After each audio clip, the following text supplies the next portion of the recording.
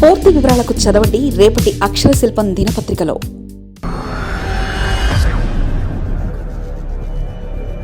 ఏమిటి ఈ పరిస్థితి? ఎందుకు ఈ దుస్థితి? విశాఖ టు అమరావతి అసలు ఫ్లైట్లు లేవా?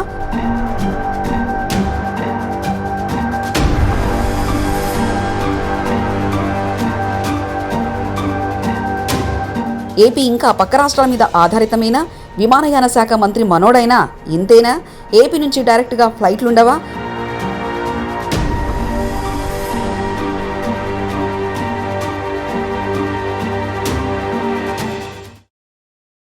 ఇది భోగాపురం తర్వాతే అన్నీ ఉంటాయా?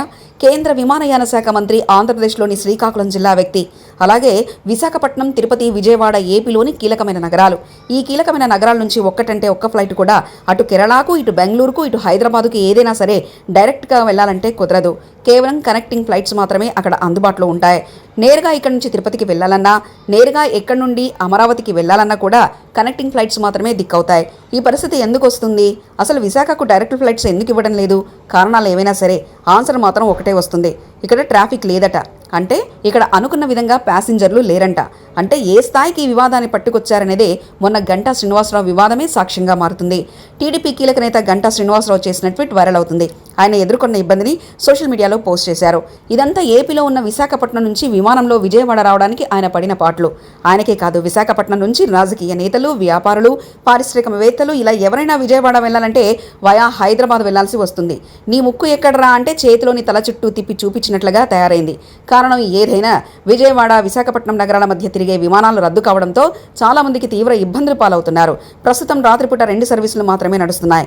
సాయంత్రం 6:55 ఇండిగో, రాత్రి 8:05 ఎయిర్ ఇండియా ఎక్స్ప్రెస్ విమానాలు మాత్రమే వైజాగ్ వాసులకు అందుబాటులో ఉన్నాయి. పగటిపూట అర్జెంటుగా విజయవాడ వెళ్లాలనుకునే విశాఖ వాసులకు విమాన ప్రయాణం అంటే చుక్కలు కనిపిస్తున్నాయి. విశాఖ నుంచి హైదరాబాద్, అక్కడి నుంచి విజయవాడ వెళ్లాల్సిన పరిస్థితి. విశాఖపట్నం నుంచి నేరుగా విజయవాడ వెళ్లే విమానాలు ఎందుకు రద్దయ్యాయో చెప్పడం లేదు. ఇంతకుముందు పగటిపూట కూడా 2 సర్వీసులు నడిచేవి. వాటిని రద్దు చేశాయి ఆయా విమానయాన సంస్థలు. కేంద్ర విమానయాన శాఖ కూడా టీడీపీ చేతిలోనే ఉంది. ఆ శాఖ మంత్రిగా రామ్మోహన్ నాయుడు ఉన్నారు.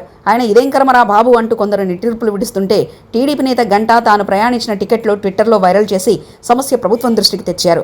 వైజాగ్ ఎయిర్పోర్ట్ రన్వే విస్తరణ కారణంగా అప్పట్లో పగటి సర్వీసులు రద్దయ్యాయని చెప్తుంటే తగిన రీతిలో ట్రాఫిక్ లేకపోవడంతో విమానాలు రద్దు చేశారని మరికొందరు చెప్తున్నారు. పోనీ వందే భారత్ లాంటి సెమీ హై స్పీడ్ ట్రైన్లో వెళ్ళిపోదామనుకున్న వర్కింగ్ డే మంగళవారం పూట వందే భారత్ అందుబాటులో ఉండదు. అందుకే మంగళవారం నా బాధ అంటూ గంటా సమస్య హైలైట్ చేశారు. విమాన ప్రయాణ ఛార్జీ కూడా 4,000 లోపే ఉండడంతో ఎక్కువ మంది ఫ్లైట్నే ఆశ్రయిస్తున్నారు. అయితే వారందరికీ పగటిపూట విమానాలు అందుబాటులో లేకపోవడంతో ఇబ్బందుల పాలవుతున్నారు. విజయవాడ కేంద్రంగా రాజకీయ కార్యక్రమాలు, రాజధాని కూడా అమరావతి కావడంతో రాష్ట్రంలోని అన్ని ప్రాంతాలతో పాటు విశాఖ నుంచి వచ్చేవారు ఎక్కువయ్యారు. ఉదయం 8 గంటలకు విశాఖ ఎయిర్పోర్ట్ వచ్చిన నేను విమానంలో హైదరాబాద్ ఎయిర్పోర్టుకు చేరి అక్కడి నుంచి విజయవాడ విమానం క్యాచ్ చేసి గన్నవరం ఎయిర్పోర్ట్లో దిగేసరికి మధ్యాహ్నం 1 గంట అయింది అంటూ గంటా శ్రీనివాసరావు ట్వీట్ చేశారు.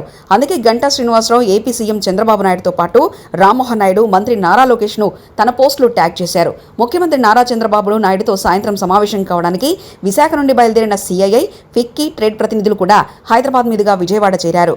ఇప్పటికైనా విమానయాన శాఖ స్పందించి విశాఖ వాసుల సమస్యను పరిష్కరిస్తుందో లేదో చూడాలి. గంటా ట్వీట్కు రామ్మోహన్ నాయుడు రిప్లై ఏంటో చూడాలి. మరిన్ని కథనాల కోసం సబ్స్క్రైబ్ చేసుకోండి మీ అక్షర శిల్పం. పూర్తి వివరాలకు చదవండి రేపటి అక్షర శిల్పం దినపత్రికలో.